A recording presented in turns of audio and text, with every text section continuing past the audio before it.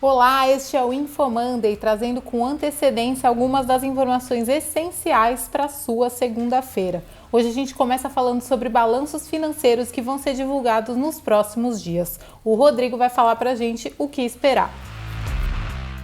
Em meio aos temores dos impactos do novo coronavírus na economia, na próxima semana a temporada de resultados do primeiro trimestre ganha bastante destaque, com mais de 100 empresas divulgando seus balanços do início do ano. O destaque ficará com a Petrobras, que divulga seus números na quinta-feira após o fechamento do pregão. Os analistas esperam que a empresa seja bastante prejudicada pela derrocada do preço do petróleo nos primeiros 3 meses do ano, além de algumas paralisações de suas plataformas, o que levou a uma queda de sua produção. O Bradesco BBI ainda ressalta o impacto do câmbio, com a forte alta do dólar devendo levar a Petrobras a registrar um prejuízo líquido de 3,4 bilhões de reais no primeiro trimestre. Diferente, por exemplo, de BRF e Suzano, que também divulgam os seus números e que analistas esperam que sejam positivos, exatamente favorecidos pela questão cambial. Entre outras empresas que divulgam seus balanços nos próximos dias estão Azul, Via Varejo, Carrefour, Pão de Açúcar, a B3, entre muitas outras. Fique de olho no site do InfoMoney para ver todos os resultados. Na mesma semana em que o Banco Central surpreendeu o mercado e voltou a cortar a taxa básica de juros, dessa vez em 0,75 ponto percentual para 3% ao ano, eu venho aqui fazer um alerta. Como é que estão rendendo as suas aplicações de renda fixa? Estou falando da sua reserva de emergência, que tem que estar justamente aplicada em produtos baratos, rentáveis, perto de 100% do CDI e com liquidez imediata. A gente fez um levantamento para saber quais são os fundos DI mais caros do mercado. Encontrou carteiras que cobram até 3,5% de taxa de administração. Isso é mais caro que a própria Selic. E os retornos são pífios. No ano, eles oscilam de 5% a 25% do CDI e, historicamente, ou seja, desde que eles foram criados, eles não passam de 60% do CDI.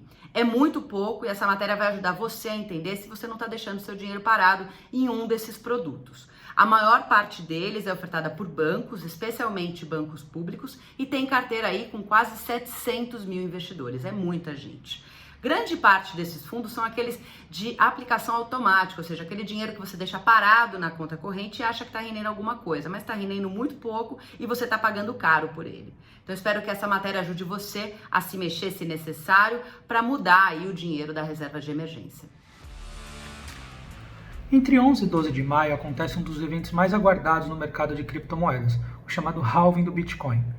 Na prática, neste dia acontece um corte de 50% na oferta de novos Bitcoins no mercado, o que tem levado a grandes discussões sobre qual o impacto disso no preço da criptomoeda. Com algumas pessoas falando que nos próximos meses a gente deve ver uma nova máxima histórica para a moeda. Conversei com alguns especialistas que acreditam que, primeiramente, o investidor tem que tomar cuidado com a volatilidade, que deve aumentar bastante nos dias antes e após o halving. Porém, em geral, eles acreditam que realmente haverá uma pressão de alta, já que haverá um corte de oferta, enquanto a demanda tende a, no mínimo, ficar estável.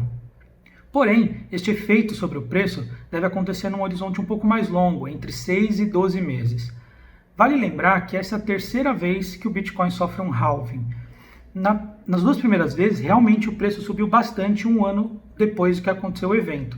Na segunda, inclusive, em 2016, um ano depois, foi exatamente o que até hoje é a máxima histórica da criptomoeda, em 20 mil dólares. No InfoMoney, soltamos duas matérias especiais sobre o assunto, uma explicando o que é exatamente o halving e, na segunda, compilando essas análises sobre o que os especialistas acreditam que vai acontecer com o preço nos próximos meses. Não deixe de conferir.